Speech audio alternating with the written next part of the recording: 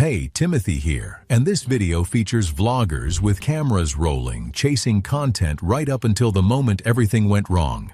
From a hiking vlogger who decided that the best content idea she'd ever had was stepping into quicksand, to a vlogger who paddled too close to a hippo and her calf, experiencing maternal rage in the most brutal way ever. It was January 12th, 2013, in the dry valley corridor of Quicksand Canyon, Namibia. Elira Gillis had been walking it alone since early morning before she found the patch of ground that gave differently beneath her boot. Elira was 29, based in Bristol, England, and had been vlogging solo remote hikes across southern Africa for 2 years. Her format was straightforward: one camera, minimal editing, unscripted narration. Subscribers said that she mentioned researching the Quicksand route in advance. She packed for a 2-day solo circuit. She was not careless by habit, but she did not carry a satellite emergency beacon, which was still uncommon among independent hikers in 2013. The footage showed her discovering the waterlogged sediment early afternoon, a slight depression near a canyon wall seam where subsurface moisture had pooled upward through dry clay. She set the tripod, adjusted the frame twice, and stepped in. What she appeared to understand about quicksand, that sinking was manageable and reversible, was not unreasonable. Even I know that quicksand in movies is very dramatized, and it's not as deadly as they portrayed it to be. What she didn't account for was the compacted clay sand layer beneath the soft surface, which held differently than loose silt. Her right leg went past the knee before the resistance changed. Moments later, each attempt to pull free transferred pressure downward and destabilized the sediment around her lower body, but it did not continue to deepen significantly after the initial entrapment. Instead, her movement gradually packed and stiffened the surrounding clay, locking her position in place. The camera recorded roughly 2 hours of this, movements shortening, slowing, losing coordination as the afternoon deepened. The valley read above 100 degrees Fahrenheit. Her water supply was already reduced before she even stepped in. By late afternoon, she was calling toward the canyon walls. No one was within several miles in any direction. Her speech became difficult to follow across the recording. At one visible point, she vomited against the hardened surface crust. After that, her movements slowed markedly. Eventually, she had stopped calling and slumped forward against the mud. No distress signal was sent.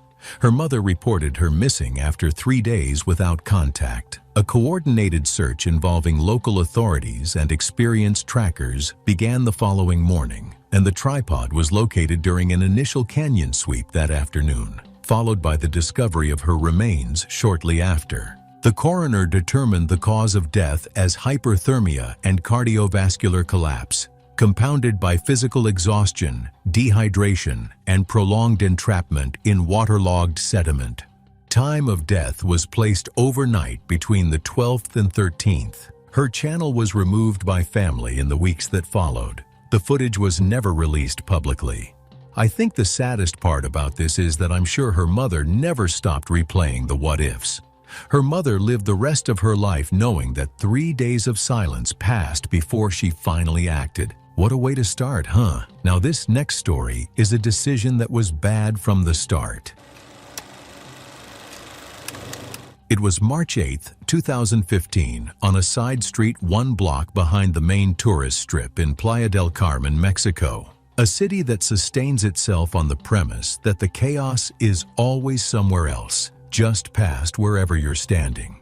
That night, in a narrow alley behind a row of shuttered storefronts, that premise failed one person, completely and permanently.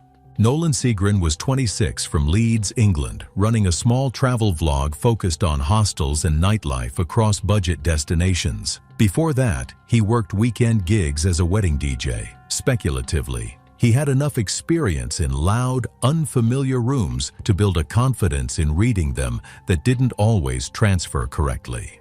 He had been in Playa del Carmen 4 days. He had been drinking along the pedestrian strip for several hours before deciding to buy drugs. Before approaching the dealer, he clipped a small shirt camera inside his partially open collar. I don't think this was calculated recklessness. I think it's not that hard to conclude that this was someone drunk and filming out of habit in a situation where filming was specifically dangerous. The dealer was working near an alley entrance roughly 40 feet from the street. The exchange point was not fully exposed. It sat partially inside the alley mouth where visibility from the main street dropped sharply within a few steps. The camera's indicator light, a faint, intermittent LED glow that occasionally bled through the fabric in low light, was visible through the gap in Nolan's collar. It's not clear based on what I've read if he's aware of it or not. Either way, someone that night was. Several witnesses were on or near the street when the two men were seen talking at the alley entrance. The dealer noticed the light and pointed at Nolan's chest. Witnesses described his posture shifting immediately. The dealer initially tried to pull Nolan further into the alley. Nolan stepped back and kept filming. Backing away while still recording is not de-escalation, and I think Nolan hadn't fully processed what kind of situation he was standing inside of. The dealer grabbed his shirt. Nolan turned toward the street. A brief struggle followed as Nolan attempted to pull free, and then the worst happened. He was stabbed multiple times in the abdomen and left side before covering 3 feet. Witnesses described the speed as disorienting, not a confrontation, but a compression. A man going from upright to down against a metal shutter in under 10 seconds. I genuinely cannot understand what Nolan thought was going to happen when the dealer pointed at his chest. One witness told investigators Nolan was pressing both hands flat against his lower abdomen when he went down. Blood reached the concrete beneath him within seconds. He lost consciousness before anyone crossed the street. The attacker then retreated deeper into the alley network and disappeared. An ambulance arrived approximately 14 minutes later. The medical examiner documented multiple penetrating abdominal wounds with evisceration, severed mesenteric vessels, and a lateral chest puncture. He died on the way to the hospital. Cause of death was hemorrhagic shock from acute blood loss. Mexican authorities opened an investigation. Unfortunately, no suspect was publicly identified. Nolan's family cremated him in England without public statement. He was drunk in a foreign country, secretly filming a drug transaction in a dark alley with an indicator light. Although it's an unfortunate incident, I think it's not that hard to see where that was going. All right, this next one is somehow even more avoidable than the last. A guy with 3 months of boxing training decided the best use of it was picking fights with strangers on camera. It was May 21st, 2018, on a side street in Cluj-Napoca, Romania. Nobody standing outside that kebab shop at 11:40 p.m. thought they were watching the last coherent minutes of someone's life. Andrei Kozic was 24 years old and worked part-time at a courier logistics depot while running a video channel that had originally focused on reviewing tech gear. 3 months before the day of the incident, he walked into a neighborhood boxing gym and became quietly obsessed with amateur boxing. The obsession rewired his content overnight. His channel dropped the product reviews and turned into a raw feed of training vlogs. His friends described him as energetic, genuinely funny, and incapable of sitting still. I think it's a healthy transition. Boxing had become something real to him, a structure he'd found and leaned into. However, the channel was the other thing. He wanted both boxing and content creation to grow. The format he and his friend had been filming over the previous several weeks involved approaching strangers and offering friendly sparring matches in public. Most of the encounters were awkward and brief. A few ended with both parties laughing. The gimmick that kept the numbers climbing, though, was the provocation. Light insults, exaggerated trash talk, gloves tapped against someone's chest until they either walked away or agreed to throw a few punches. It had worked enough times that neither of them had recalibrated the risk. I think about the gym footage. All those weeks of pad work. And what a genuinely different outcome this night could have had if the channel had just stayed there. That night, they approached a man in his late 30s standing outside the kebab shop with his wife beside him. He was broad across the shoulders, hands thick from visible manual labor, wearing a jacket with a construction company logo across the back. He declined twice. Andre kept going. Gloves pressed into the man's chest, comments directed at his wife, his friend angling the camera to catch the reaction. The man's expression didn't shift into anger. It went flat, which is different. He accepted the challenge. The street was narrow, lit by the spill of the shop's interior light, and one working lamppost roughly 15 feet away. The pavement was dry. A small group had gathered, 5 or 6 people, some with phones out. The man took off his jacket and handed it to his wife without looking at her. The first 20 seconds were one-sided. Andre threw jabs and laughed toward the camera between them, keeping his chin up and his stance loose. The man absorbed them without moving backward. His feet didn't shift. His breathing was controlled. He was not playing. I've watched enough of these street challenge videos to know exactly what that stillness means. Andre didn't. The right hook came from a short wind-up, maybe 4 inches of travel, landing flush on the left side of Andre's jaw. His legs dropped beneath him the way a structure drops when the load-bearing element is removed, not falling forward, not stumbling, just gone. He went straight back. His arms did not come up. The rear of his skull met the concrete curb edge with a sound that multiple witnesses later described in varying terms, ranging from a crack to a heavy impact sound. He did not move after that beyond brief, involuntary post-impact reflexes that quickly ceased. His friend was calling his name within seconds, shaking him by the shoulders, a response that was instinctive and wrong. He should have stabilized his neck. Blood appeared at Andre's left ear before paramedics arrived. When they arrived at the hospital, here's what they found. The medical examiner's findings indicated a severe traumatic brain injury consistent with a high-force impact to the posterior skull against a hard, fixed surface. There was extensive subdural hemorrhage. The punch was listed as a secondary contributing event. The curb was the primary cause.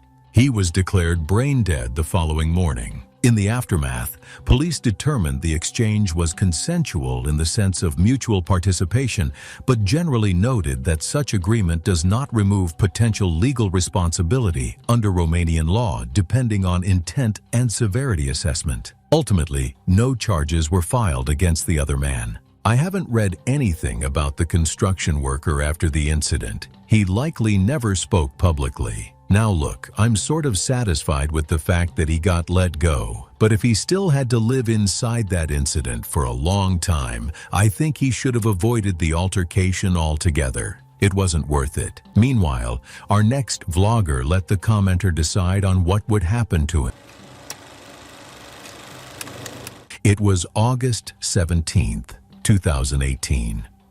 And reading the incident that happened on that date makes me ponder on the question, what's the smallest decision you've ever made that could have ended everything? Well, for one young man near a transit square in Prague, it was reading a comment and deciding to follow through. Lior Vaska was 24 years old and ran a small walking vlog channel, filming late-night street life around Prague.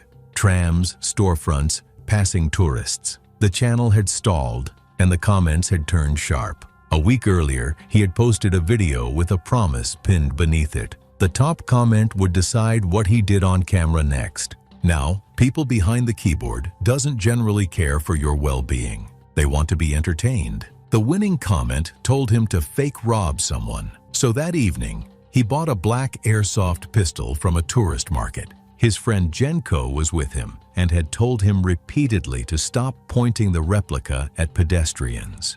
Witnesses outside nearby bars were already watching. Lior had been at it for roughly 40 minutes by the time they reached the block near the square, and his mounted camera captured him waving the pistol at trash cans, parked scooters, and open air. Jenko appeared in frame repeatedly, gradually widening the space between himself and Lior without leaving. Around 11:40 p.m., A middle-aged man stood beside his parked car, key fob in hand. Lior sprinted across the street toward him, shoved the replica against the man's chest, and shouted for his wallet while still angled toward his camera. He was laughing, though witnesses later described it fading into confusion the moment the man reacted. The man stumbled backward hard against the car door. Within approximately 2 seconds, the man drew a legally carried handgun from inside his jacket. Witnesses gathered outside the adjacent bar described no pause between the stumble and the draw, no freeze, no verbal exchange. He raised the weapon and fired 3 rapid shots at close range during the struggle, the first striking the upper chest and neck area, the second striking the face as Lior collapsed, and the third missing into the pavement beside the car at a range of less than 5 feet. The first round entered Lior's throat. Witnesses said he did not fall immediately. He staggered sideways. The second round entered beneath his left eye as he dropped against the curb. A bartender standing in the doorway of the adjacent bar called emergency services at 11:41 p.m. Paramedics arrived within 9 minutes. Lior was pronounced dead at the scene. The coroner determined the cause of death to be fatal gunshot wounds to the neck and head, with the wound beneath the eye consistent with a downward close-range trajectory following collapse. The armed civilian was briefly detained, then released after investigators reviewed eyewitness accounts and the recovered camera footage. That was the right call, and I'll say it plainly. The man had a replica shoved into his chest by someone sprinting at him in the dark. He responded to what any reasonable person would have read as a lethal threat, and the system recognized that correctly. The footage was submitted into evidence and never publicly released. Jenko gave a full statement and was not charged. What is difficult to sit with is not the outcome itself, but the narrowness of the logic that produced it. Lior built his channel on the premise that the street was a stage and that strangers would perform on it. One man declined. If Lior was doing something stupid in front of a camera everyone could see, this next guy walked into his completely alone, in the dark, and the thing that killed him was invisible. It was October 28, 2018, beneath the streets of Lyon, France, in a maintenance corridor that had not been officially entered in years. There are deaths in this space that happen fast, and there are deaths that happen slowly enough that the person involved doesn't understand what is occurring until the understanding itself is gone. What happened to Denny Arcos that night was the second kind. Denny was a 27 years old based in Lyon, vlogging abandoned infrastructure and restricted access locations for a niche online audience. He had built a modest following over 3 years by going places most people couldn't or wouldn't go. He was known in urban exploration circles as more methodical than average. He researched entry points, scouted exits, and carried redundant recording equipment. This trip was meant to expand his catalog into municipal infrastructure, a category he had flagged as his next direction. He and a friend had identified a maintenance access point in a restricted sewer corridor by cross-referencing public utility maps that provided general infrastructure layouts and geotagged posts from other explorers. They entered shortly after midnight carrying flashlights and handheld cameras. The friend had no stated plan to go deep. Neither carried atmospheric monitoring equipment, and neither had formal training in confined space entry. This is the detail that stays with me, because in their community, that wasn't considered an oversight. It was just normal. The corridor was concrete, roughly 5 feet wide, running beneath a residential district. Standing wastewater covered sections of the floor in a shallow layer. The sulfur odor near the entrance was strong enough that the friend held back approximately 50 feet inside while Denny continued forward. I didn't know this beforehand, but deep confined spaces accumulate hydrogen sulfide from decomposing organic matter, a gas that becomes undetectable by smell at elevated concentrations due to olfactory fatigue and sensory shutdown, and can cause neurological impairment within seconds in highly concentrated pockets. I've always thought the worst thing inside the sewer is just the smell. Recovered footage showed Denny narrating normally at roughly 30 minutes inside, then beginning to stumble mid-sentence. Over several minutes, his speech fragmented. He sat against the tunnel wall, stood again, moved several feet forward, sat again. He never called out. The camera appeared to have been set on the floor before the final sequence. It was not dropped. What I watched in the description of that footage, the part that got me, was that he set it down, that level of deliberateness, that far gone. The friend, waiting near the entrance, called to him repeatedly. When responses stopped, he entered briefly to search, became dizzy after advancing only a short distance deeper into a higher concentration zone, and retreated to the surface. He called emergency services immediately from street level. Specialized rescue personnel equipped with breathing apparatus arrived approximately 22 minutes later. They located Denny face down in the shallow runoff, roughly 400 feet inside the tunnel. Abrasions across his forehead and chin indicated he had remained conscious briefly after falling and had attempted to crawl forward. He was pronounced dead at the scene. The medical examiner determined the cause of death to be acute toxic asphyxiation consistent with hydrogen sulfide poisoning in an oxygen-deficient confined space. In the weeks following, the city resealed several maintenance access points in the district, including the one Denny had used. His friend gave a statement and was not charged. "I can't imagine how indistinguishable this tunnel looked from every other tunnel he had filmed. There was no visible indicator that the air composition was different, no warning that crossed a threshold he would have recognized. And by the time the difference between this tunnel and every previous one became apparent, he was already past the point where it mattered. There were physical warning signs his body was giving him. The next one, though? No warning, no build-up, just 1 second of being alive, and the next second, not." It was July 19th, 2016, along a Pai River tributary near Pai in the mountain highlands of northern Thailand, a place that looked from almost any angle entirely manageable. However, I've watched enough of these stories to know that the most dangerous places are the ones that look perfectly safe.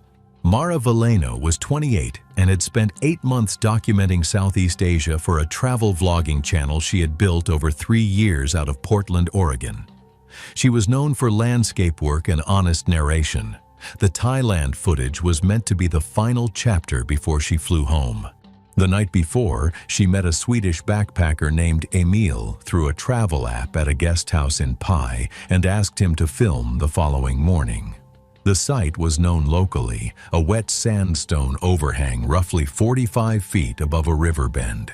Emil later said that she had seen it in another creator's footage and told him that she identified it as the visual endpoint for her Thailand segment. The spot had been used before, the water looked deep from the bank, and she had a camera operator ready.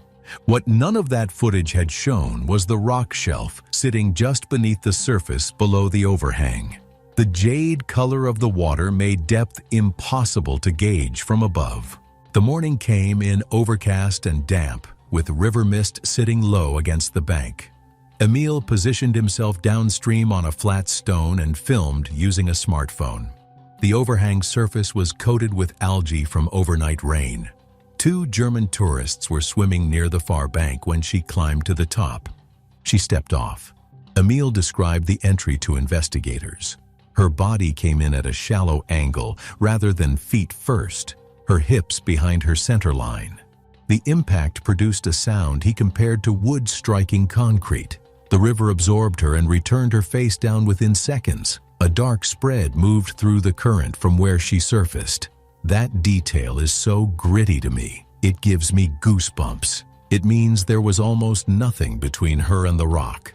The 2 German tourists reached her first, swimming out against the current and pulling her onto a gravel shelf at the river's edge. The back of her scalp had split open against the submerged shelf. Her lower body showed no response.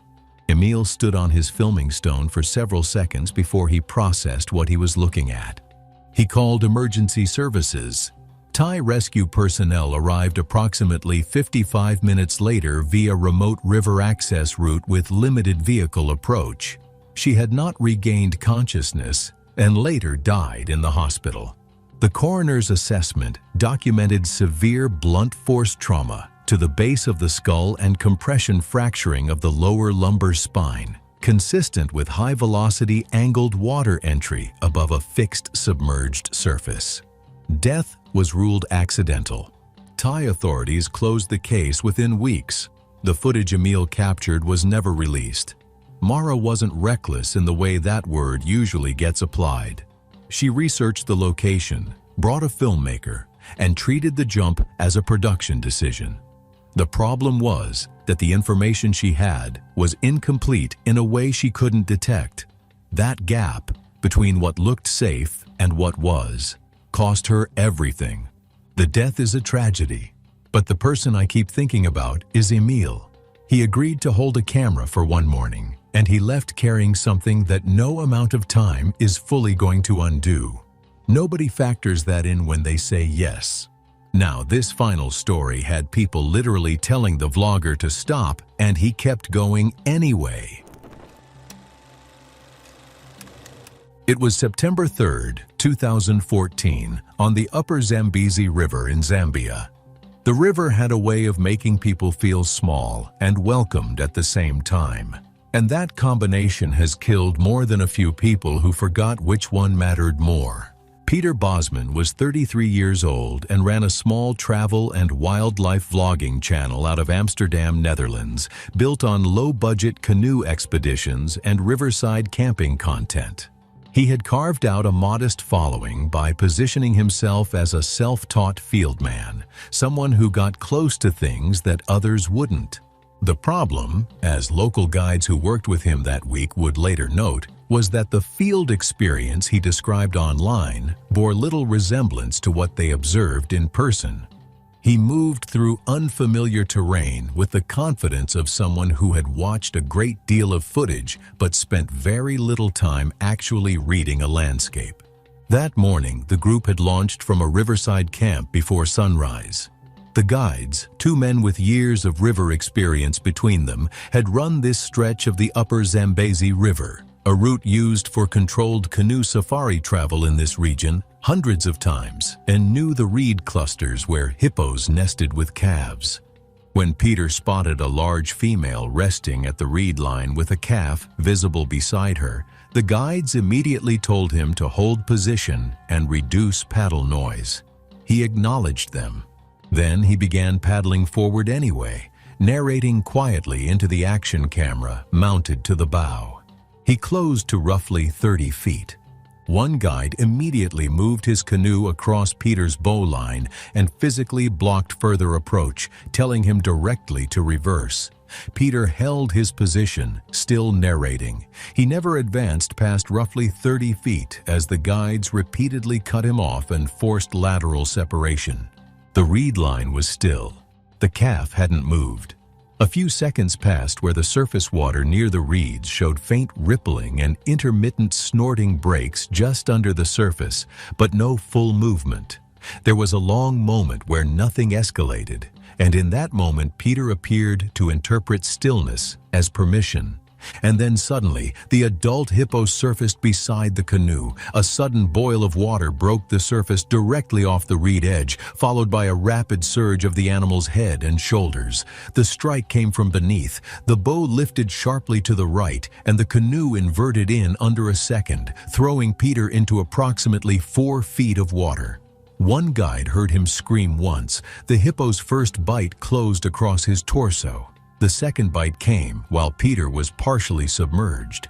One guide, positioned roughly 40 feet away, later described seeing the upper half of the body fold at an angle that a body cannot fold without catastrophic structural failure. The guides deployed noise deterrents, striking the water and their hull, but could not safely enter the zone until the hippo disengaged and moved back toward the reeds. Both guides immediately repositioned their canoes away from the zone and maintained distance. Safari staff radioed for emergency assistance immediately from the riverbank, but it was too late for Peter. Death was determined to have occurred within minutes of the second bite. No resuscitation was possible upon ranger arrival. The coroner's report documented massive crush trauma to the thoracic cavity, including complete fracture of 6 ribs on both sides, rupture of the left lung, and full transection of the abdominal wall consistent with a bite force in excess of 1,800 pounds per square inch. Peter's family received his remains and held a private funeral in the Netherlands the following month. The guides who witnessed the incident returned to that stretch of river after a few days of break. It's a job for them after all. Long story short, you simply do not approach a hippo with a calf. That is not a guideline. That is a fact with a body count behind it.